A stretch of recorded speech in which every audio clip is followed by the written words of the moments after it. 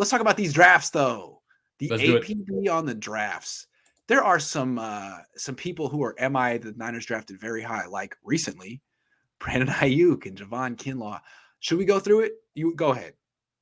Let me first start off by saying Niners traditionally, I mean, what's their hit rate? What is the success rate percentage-wise of people they've drafted and they've done really well? I'm not a statistician. I don't have the that's a numbers good in front of question. me. But I Of course, don't think what you're saying is they're not going to hit every pick. They're They're not not gonna going to hit hit half of their picks. they're not going to hit half their picks. No. So everyone gets a pass because the draft is, in a way, a big gamble. We don't know how people are going to perform based on their collegiate experience. We don't know how they're going to. We have generally a good idea, but here's the bottom line. These aren't products. These are young men. And Grant, that haven't had a lot of money before, and that stuff happens. Yeah. But also, the whole reason for a scout and a scouting team and a scouting program is for them. They're the ones that are getting scouting paid. Science. Yes, they're getting paid. They're looking at analytics. They're making the trips. They're going out. They're talking to families. They're looking character. They're doing all this. So yes, through that vetting process, you're going to be given a list, and from that list, you're going to pick someone, and you figure. It's like buying a used car. Someone's gone through the inspection report for you to be able to make an assessment. Yeah, I'm going to take a gamble on this one, right? Right. Very much like a used car because there's accident reports and injuries and surgeries and all that. Very much, yeah. Yeah. So you're going to get that report, and then you're going to act on it. And now in the Niners case, they're acting.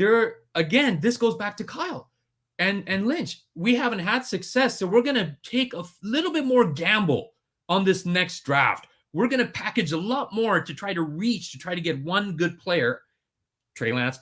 We're going to try to reach to give him more protection and get our running game some more, reach. Yeah, as opposed to, Sante Samuel just happens to be there at 44. You didn't expect that at all. Oh, right. Maybe we should. And you look we need Aaron Banks. For sure. And you look at, like, for example, I'm going to go back to, the hoodie. I'm going to go back to Belichick. And so this is, to me, like, everyone has their opinions on Bill, but he takes a very calm approach to everything that he does.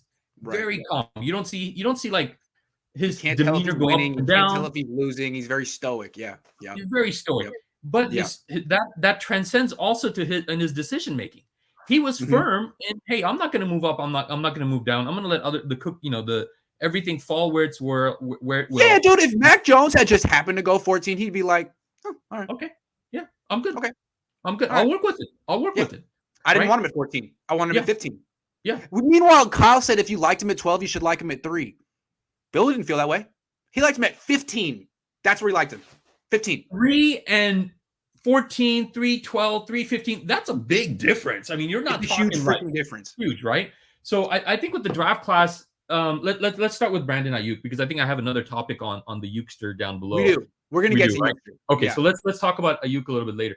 But the reaches, I think, are, again, this is not a Kyle issue. This goes back to John Lynch. John Lynch, man, he was a hitter. He's a safety, Cardinal, Hall of Fame hitter. Yeah.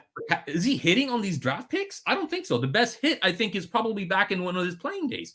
I think what's so alarming is that he's like whiffing hard.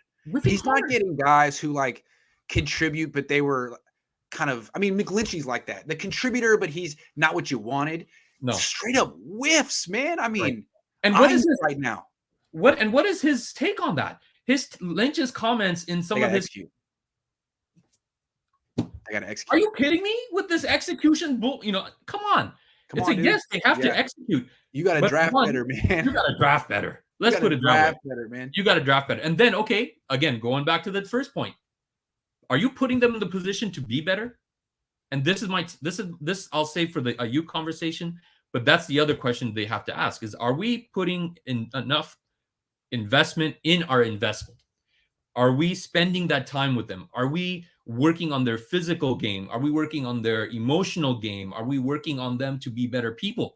Like, to me, as a GM, as a head coach, you got to be working all 3 factors: mind, body, soul. You got to put that player, this person that you have given up so much for, and we're not talking first round draft picks, Grant. Again, those are franchise killers if they don't work out. Those are franchise for decades. My take here is people don't talk about position coaches very much, but they're extremely important because, like the coordinators are the idea men.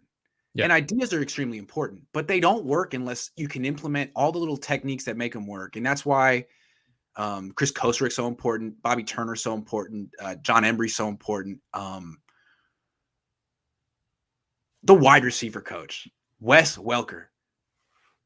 I mean, he was a good player, but he also, his skill set was very specific. He was a 5'7" slot receiver who was kind of like a punt returner, yards after the catch specialist, a lot like Debo, like a small Debo. What does he really have to teach Brandon Ayuk? What track record does he have of success developing young wide receivers like Dante Pettis and Richie James? Maybe Kyle could get a better wide receiver coach than Wes Welker. Yeah, no, for sure. And that's, again, the point I was trying to make earlier was that, are you putting these players in a position to succeed? Are you surrounding them with mentors, people, process?